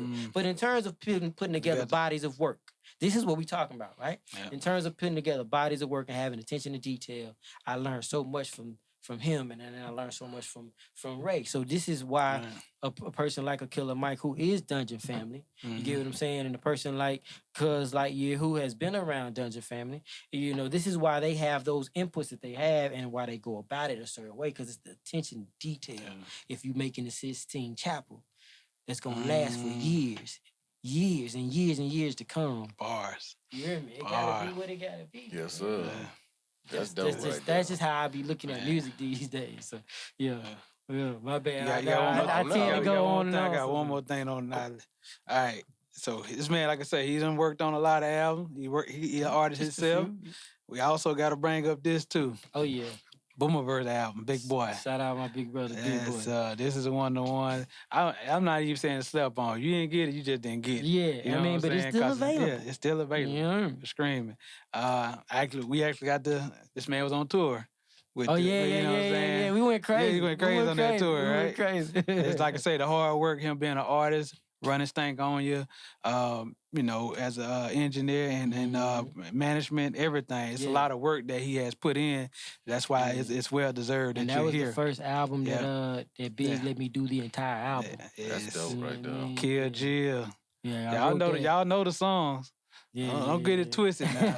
Got Kill Jill. You got some of everybody on here. We got. I wrote a little list, but I don't want to say everybody. But I just want to just let y'all know who's on this album. You got Killer Mike, of course. You got Big Boy, of course. Snoop. You got Corey Moe, Gucci Man, Jeezy. You got Gucci Man and Jeezy on the same album. This is before they even squashed it. This is definitely before the squash. You know what I'm saying? Pimp C, let alone Lil Pimp C on here. Big Rube, of course, Adam Levine, Sleeper Brown, Scar, Columbus Zone, Columbus, Mississippi Zone. Shout out to my guy. I was just with him last night. Of course, Yoda, Corrupt. Currency, DJ Cutmaster Swill, Mm-hmm. and who else? So we got a couple of Eric Billinger. That's one of shout my out to favorite Eric songs. Bellinger. That Overthunk. So just want to let y'all know, man, that he's been putting in that work. So this it's definitely not overnight. Right, You know what I'm saying? Right, most definitely. And like you were saying in terms of that tour, you know, to work on this album to the capacity that I had to and that I was allowed to, and then turn around and go on tour with that album and do my own records, which I was recording during this album. Like, man, it was just like, it was so full circle, man. It was just like so powerful. So every night after night, that's why like I would end my set with the Made Man record. Because niggas didn't know I was on that record. I just found out you was on there. On the board, like, I ain't gonna even cap you down, bro. Yeah, that's because them folks ain't put my name, but that's a whole nother story. It's on here, but I heard. I'm talking about, and you can hear my voice, of course. And that was the first record, because I had written a few different hooks and bridges for Big before, and that was the first one that they allowed my voice to stay on. So like that whole process, everything, the whole product of it, and the tour of it was a super strong full circle moment for me. So shout out Big, you know, for throwing me that football. Yeah, nah. You know? I salute you for like the way y'all did it, and Big didn't make it easy for him either. And it's just me outside looking in, like they drove themselves. Him and his team, him and his homeboy. It wasn't like, okay, hey, bro, you can ride with us on the bus. No, we had our own vehicle. They had their own vehicle, and Big had his, you know, his vehicle. In my car. Yeah. Yep, I had just bought that truck too. We going on the road. Right. We was on the road, man. And we going on the road. I never did it again to my vehicle, but that's what I did. Like, you know what I mean? Why rent something when I'm paying this note and I just bought it? So like, you gotta break it in, and you broke it in just right. You know on the tour. Sold some good merch on the road and everything. You know what I'm saying? Yeah. So thanks for that. So man, you done touched two of the iconic studios here in Atlanta, Stankonia and Patchwork. Yeah. And you know, you do amazing. I mean, like you done touched a lot of records, mixing, recording, whole 9 yards. And as you know, you running Stankonia right now. Have you ever one day say, "Hey, let me get my own"? No. Every so often I think about it, but for real, because honestly, I never wanted to be a studio manager. Oh, okay. It was a responsibility that I was given, which I'm blessed with. And now I see what God is doing and what he did. You get what I'm saying? He's the grand architect. Because he give you things and you be like, wow, I don't want this. This ain't what I came here for. You get what I'm saying? But then you see, like you said, you see that either I wasn't ready for that, or I really needed this. You get what I'm saying? I really needed that responsibility. I really needed the perks that come from it. You get what I'm saying? And different things, because you meet people in an organic way, you know, a lot of different times. And it's just the whole journey of it all was something that I needed. So I'm glad that I am the studio manager at Stankonia. And it's a pleasure, it's an honor. You know, because this is a staple. This is not only a Atlanta staple. This is a Southern staple. This is a music industry staple. You get what I'm saying? So it's a huge responsibility. But because of that responsibility that I never asked for, that I never really wanted, I don't see myself wanting to have a studio. I do know how to run a studio now, you know, and at Full Sail, we had to have like different programs, not programs, but projects where like hypothetically, if you ran a studio, how would you design it? How would you do this? So it's funny that we even did all of that, and it's funny that I did go and get a business degree, because I'm using all of it. You know, as a studio manager, understanding what's going on as a businessman. You get what I'm saying? So I'm glad I was prepared for it. But nah, I don't think I want a studio, because I'm doing so many different things. If I had a studio, it would be mine. You get what I'm saying? And like I work out of it. That's it. I work out of it. We do what we need to do here. You get what I'm saying? And that's it. Because dealing with everybody else, and when you're dealing with the general public, it's a different level of, I'm not gonna say headache, but it's a different level of things you have to deal with. And you have to deal with this because you got to realize this is for the public. It's not about me. You know what I'm saying? And that was like we just got a board. Shout out for B for buying his new SSL. But we just got an SSL board, and the board is designed to be able to have the screen, you have a separate screen sit in the middle of the board. Whereas when I got to Stank On You, they had the SSL board, and then the computer monitor was off to the left. So because I came up under John, and that's how things were then, I don't like to change stuff. I just like to keep it up. You know, so I don't replace nothing. I don't change nothing. If something break, I want to go get that same thing that they had. Gotcha. You get what I'm saying? And even if it's new, I'm going to get the same thing you had. Gotcha. I'm like, I think it's better if we do it this way. I ain't one of them folks. You know what I'm saying? Like, that's how y'all had it. Let me keep it up. So anyway, I came up with the computer monitor being over here, and I learned to hear from over here. So I'm good. And everybody like, you don't hear funny that way? No. You don't want to put in the middle? No. You get what I'm saying? Right. But then I had to realize it ain't about me because I'm dealing with the general public. Gotcha. So then I'm like, okay, we need to buy the arm that goes with the board that allows us to put the computer monitor in the center, because when we have guest engineers, they're going to want to do that. You get what I'm saying? So things like that, and then different, making sure you have some waters or a vending machine at least for people to go and get some snacks and different stuff like that. Just the level of care that you have to have customer service-wise is probably why I wouldn't want to have my own studio once it's all said and done. I'm going to keep running this one, you know, but do I want to get my own? Probably not, because I'm here all the time anyway. You get what I'm saying? So, to answer your question in a roundabout way, nah, probably not. What about teach your craft, your engineering craft to other folks? Well, I used to teach audio engineering with this online school. I don't do it too much now, but I don't mind doing it. It's something that I can see myself doing more of. But I don't know. It's just I gotta get in that mode. Let's just say that, because when I originally started, it was, like I said, it wasn't something that I saw, but I was like, okay, cool, I can do this. But then I'm a different type of teacher because I was a different type of student, and I had different type of teachers. You know what I'm saying? So, and I'm a different type of person. I say all that because, like, okay, I'm an athlete. Not only am I an athlete, I'm a military brat. That should tell you off top what type of person I am. You know what I mean? I'm like organized. I'm organized. I'm going to do it. You know what I mean? The punctual part of it, I kind of slacked. I ain't gonna lie, but I try my best to be punctual.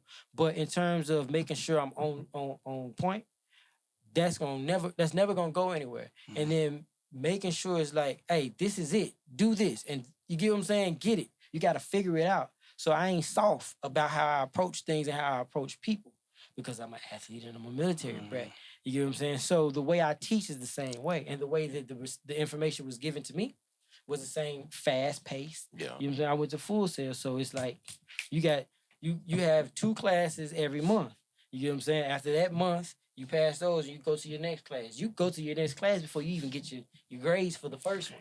So if you fail, you find out you failed this course halfway in this course. So if you fail that, guess what? You got to finish this and you got to go back. Oh, you know what I mean? Man. So because I'm on that fast pace, that's how I teach. I understand now that everybody can't receive information that way, but that's how I'm going to give it to you, because I know it works like that as well. Yeah. You got to be able to put in the work, and everybody don't want to put in the work. And that to me, when they don't want to put in the work, then it wasn't for them. Because like you said, if you knew, like you said, when you went fast paced, that's what you wanted. So you kept up with the pace. Right. And a lot of kids these days, they don't want to do fast pace. Right. They want the popcorn on education. So and what's crazy is they don't want the fast pace, but they want to get it fast. Yeah. How does that make sense? Right.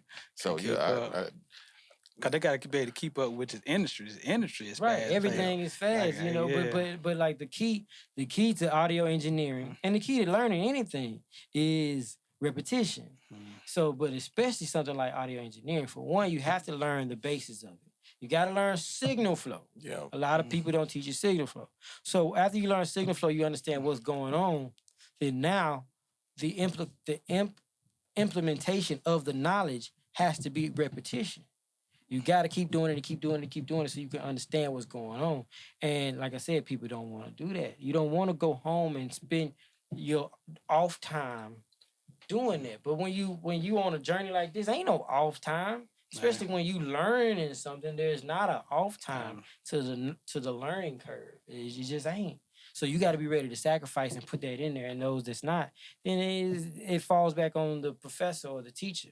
You get what I'm saying? So I don't mind teaching, but I'm that type of professor, and you gonna have to get this. Or you know what I mean? Because I tell people off the top, look, you gonna have to dedicate this time.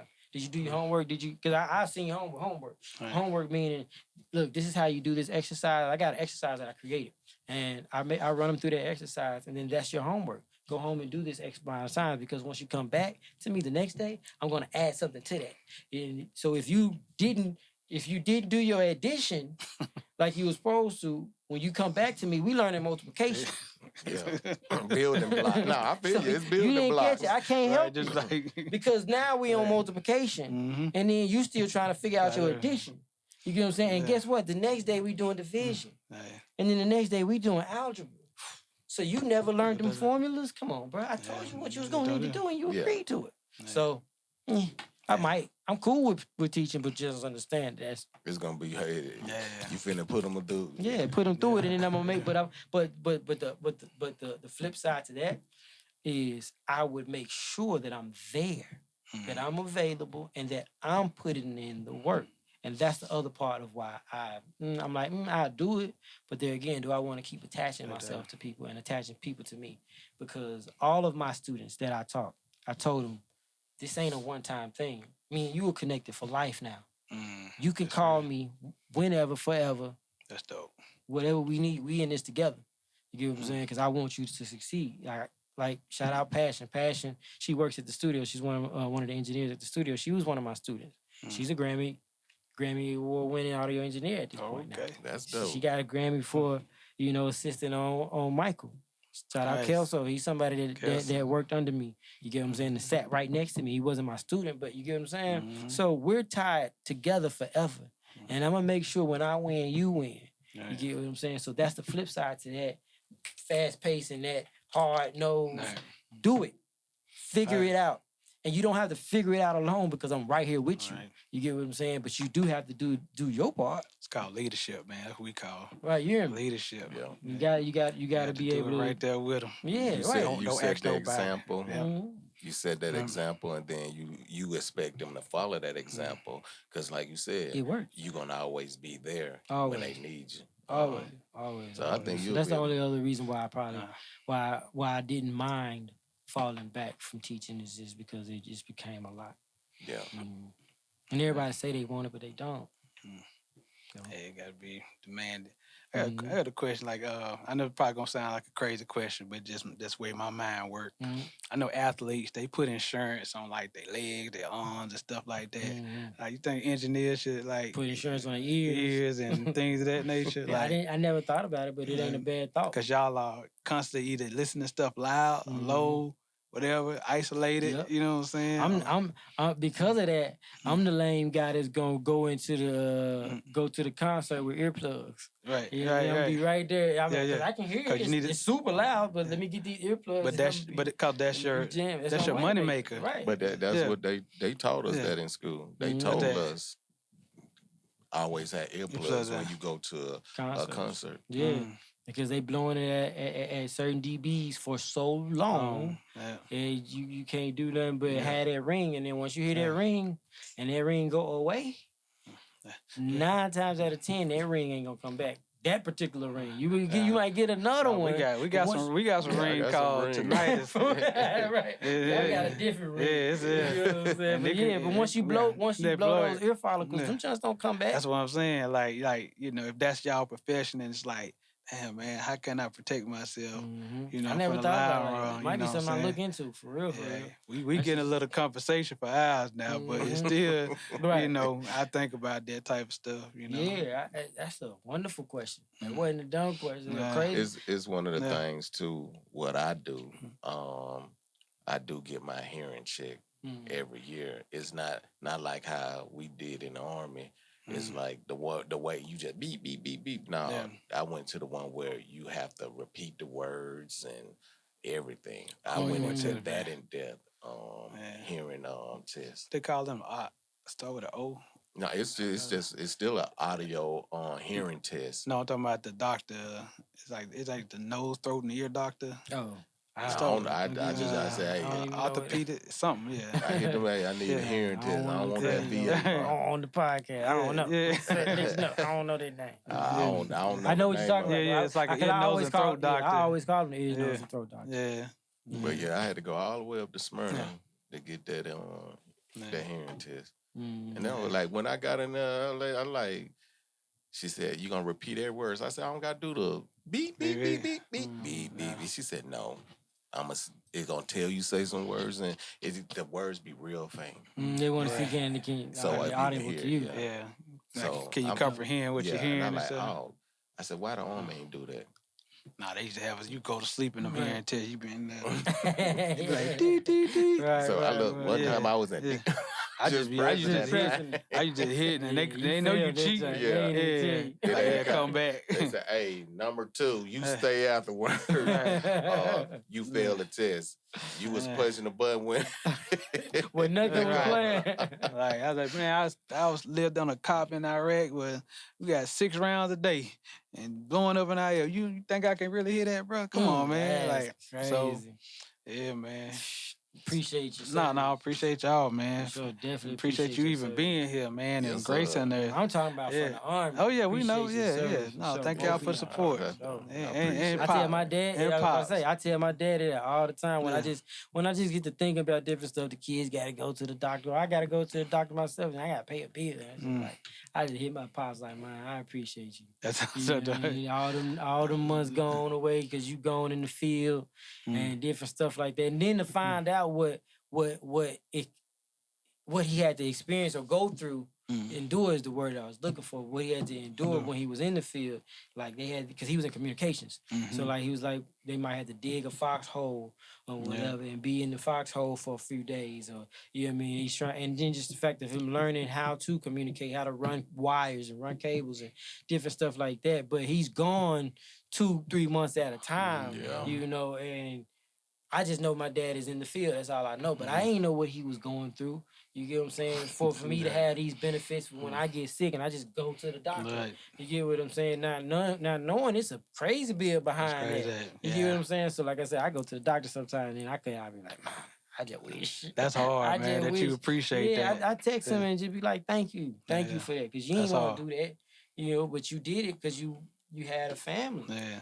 You know, and he just say thank you. They try to carry him up. You know what I mean? He know what he talking about. He naming off everything. They take care of try to carry Brian. Try to carry how much is the deductible? Oh, you're good. Yeah. I know, right? When I was when I became an adult and I was about to get off of TRICARE, boy, I got everything done. I was at full set, as a matter of fact. I got they said my wisdom teeth weren't coming in. It didn't look like it was going to be an issue, but it might. Man, I got all of them cut out. I had my eyes checked. I went to every doctor you can think of. Because I know once it's over with, ain't no more TRICARE. Right. Hey, my care. You did that thing, man. That's my care. And the kids' mine care. Man. I knew it was going to be tight on me. So, shout out to Pop for sure. That's all. If I'm not appreciative of anything dealing with the military, that and the discipline of what I had to go through and grow up under, I'm definitely appreciative of that. But would I ever go into the military? Nah, they tried me. They tried to give me a lot. You could be an officer. It ain't for everybody. I went through it already. I'm good. Don't worry about it. Yeah, you ain't got to go through that. Field. You ain't want to go to that field. That field was something serious. And like you said, and the time your father was in, it was where, we was in the field like 3-4 months at a time. ain't coming back He out came there back different every time. musty and dusty. You be like, he came back hella aggressive every time. Yeah, because Shit, let me go he get took a shower in too.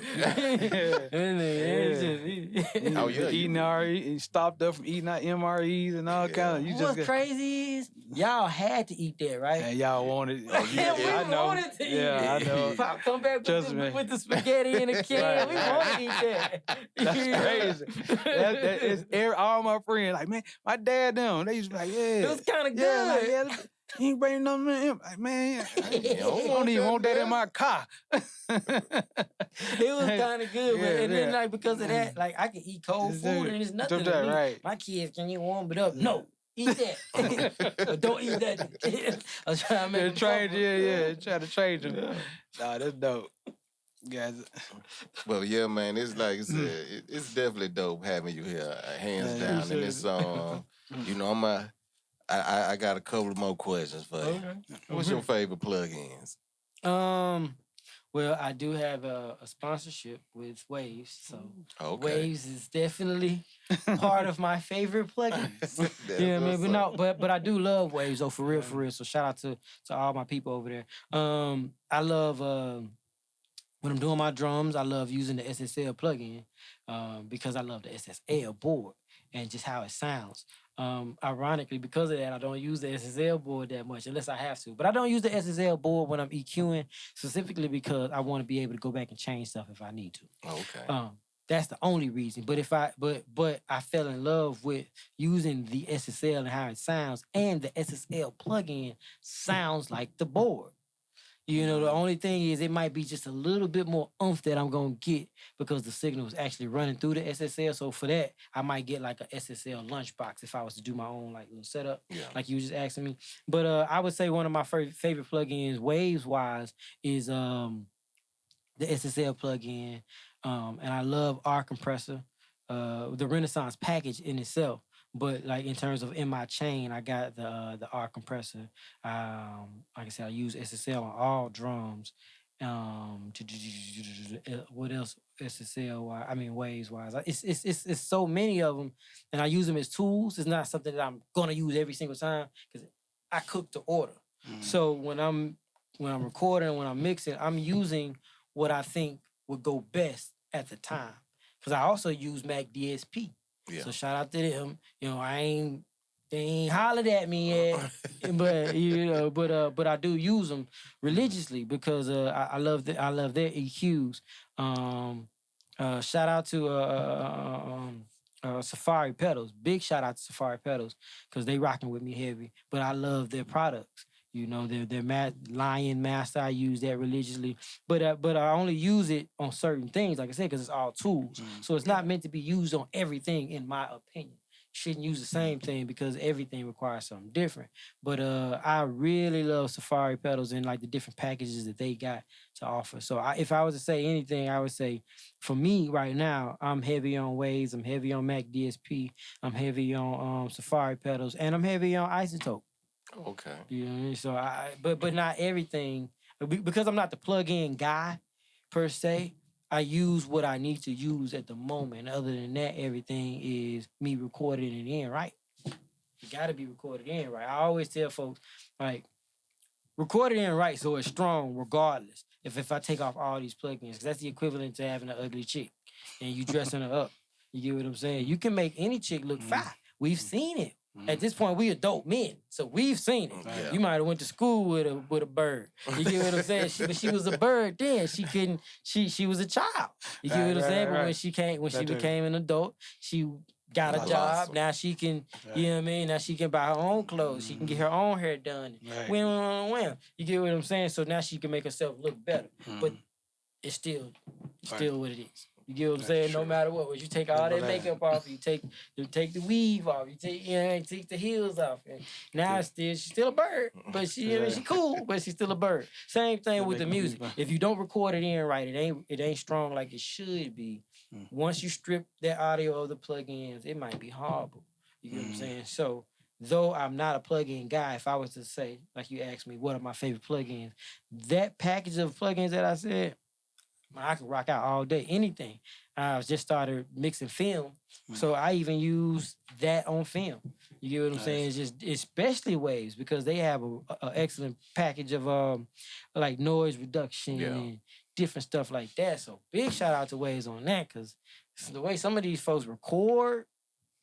It's just like, who is this nigga? Who raised this nigga? But yeah, if I was to say any type of plugins, those would be my go-to. Waves, Safari Pedals, Isotopes, Mac DSP. Yeah, the way you answer that question, I don't got to answer the second question. For sure. That's dope. Yeah, I try to give the reasons, right? Yeah. Reasons. It's always got the important. reason. Yeah, you know what I'm saying? My cousin called it the first 48. Shout out to Point. But it's just like you got to have the reasons behind everything. You know what I'm saying? This is why this is. You got to go back to that. Right. You know what I'm saying? So I got to go back to was it recorded right? You know what I'm saying? And then the reason why I'm using these plugins is because this, that, and the third. Yes, Explain it. Yeah, man. Cause you got anything there? Yeah, I do got something. Okay, go ahead. Man, it's a pleasure. That's Hands down, when I say it's a pleasure, it's a pleasure. You know, That's That's it, man. it's This is dope. you know, you as an artist, I know earlier you said you got a project that finna get ready and drop. Yeah. Shout out to Brilliant Mac. When that project gonna drop, or you we still in a... No. It's done. It's done, and it's been mastered for at least almost a year for real. At this point, but we're looking to drop it August 30th. Okay. I'll let everybody know the name of it. Okay. You know what I mean? Once it's getting ready to drop. But we finna because this is July. I'm behind the 8 ball for real. So like my rollout is about to start now. Okay. You know, like I said, I made sure to start getting content while overseas for the kids summer break because my people get on my head heavy about that because I'm like, I'm doing so many different things. I always drop the ball on rollouts and just content in itself. So now I gotta be heavy on my content or whatever. So I made sure to get a lot of different content of just my process and me relaxing and just me doing things to spark more creativity while I was over there. So like now I'm starting to get ready to do the rollouts. I've been working on my pieces and different stuff like that. So it's time to jump out. We're gonna throw a show. So I'm gonna let y'all know about that. All right. But, I always do a show when I drop a project. Usually when I drop a song, I do a show. But yeah, that's coming too, so y'all can expect that. But August 30th is the date that we're looking for, and it's mainly for a lot of different technical reasons why we got to drop it then. Because other than that, I probably would have waited and held it. But I think it's time for it to come out. I got my big brother Killer Mike and CeeLo on it. That's dope. I got Project Pat on it. Oh. I got Currency on it. Loved it. It ain't no. Right. That's that fire right there. We ain't come to play. And but what's dope is that we've been making these things for a while, so it's not like it just happened. You get what I'm saying? We've been attention to detail. When I told the homie to strip the drums, I X'd out 3 or 4 songs too. You get what I'm saying? It's like, does it work? Like me and shout out to my guy KG, courtesy of the Goodfellas. My guy Brilliant Mac. He produced most of this project that I'm about to drop, but I got my guy like D-Ecstasy from South Carolina. I got Caesar from Chicago. He did the record that I just released called "What More Can I Say." But so I got a couple other guys that came in and did some production, but for the most part, it's Brilliant Mac. Brilliant Mac, him and his partner KG, together they are courtesy of the Goodfellas. Okay. So I say all of that to say, in addition to me having this record with Brilliant Mac, I have another project that I'm doing that I'm getting ready to finish with I Cut Records. So that I'm getting ready to finish with KG. That's the song that's the guy that I did the Homecoming record with. Okay. Homecoming. We got another record off of that project that's called Make It Count that's out right now. But when I came back from them and I cut my records, I ain't just cut my records and my drums. I cut the stuff me and him was doing. Does it work? Is it still relevant? Does it feel like it competes right now? If not, then it got to go. Because the project ain't dropped yet, so what, I'm gonna keep it just because it's one of my favorite? No, does it hold up? If not, bro, it got to go. Come on, bro, you killed that, man. With my verse, I feel you. I ain't say I didn't like it. I said it don't hold up. So that's what I'm on. So in terms of the music, we've been carving this out. You know what I'm saying? It's just now that the world gets a chance to hear it. So I got that. And then I got a whole nother project that I'm doing with my guy Trifecta and Jackpot, both of these guys from St. Louis. So that's a whole nother project that's 4 songs in. Right. You get what I'm saying? That we really spreading your wings. Yeah, it's crafting. I got to. But we just crafting it over time. So right now, the first installment of these projects is going to be this next project, August 30th. That's what's up. Yeah, man. So looking forward to that. Me. I'm definitely gonna get that. So let them know where they can find you, man. So social media wise, usually I'm Renegade_EL_REY. My full name, if those don't know, my name is Renegade El Rey. It is spelled in all caps, so please spell it in all caps. But in terms of where you can find me, social media wise, that's it. Renegade_EL_REY.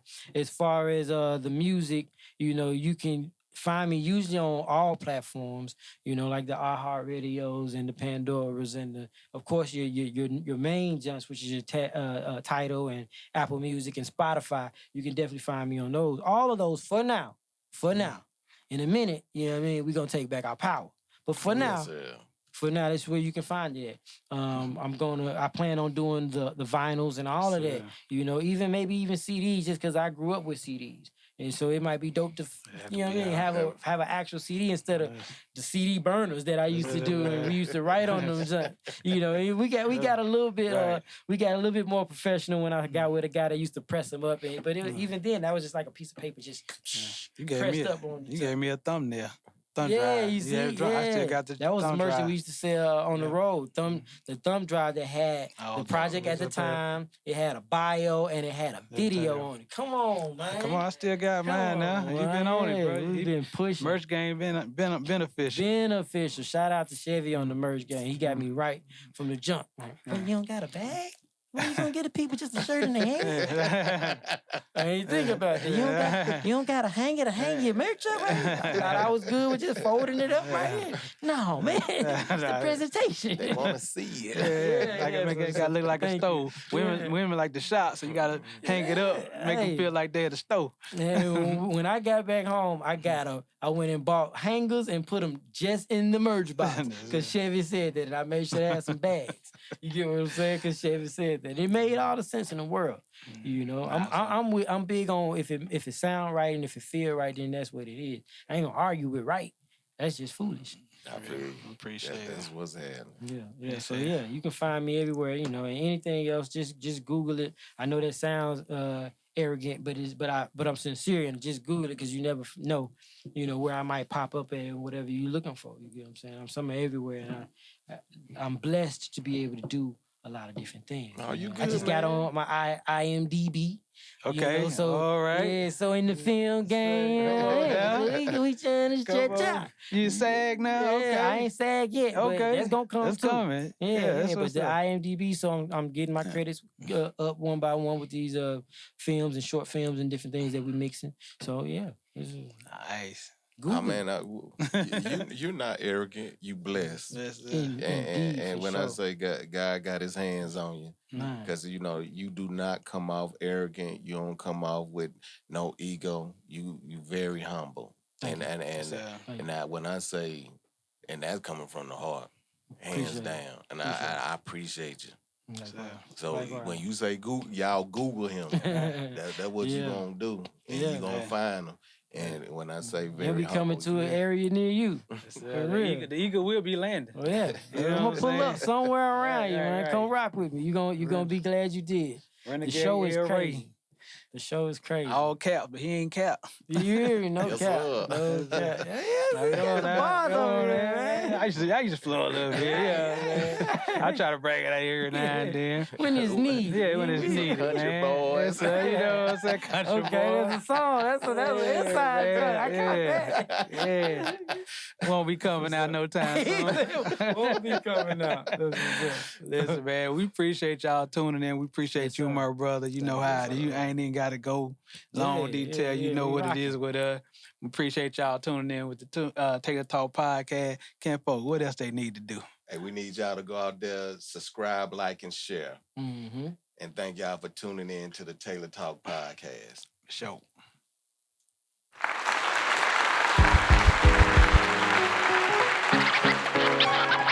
Yeah.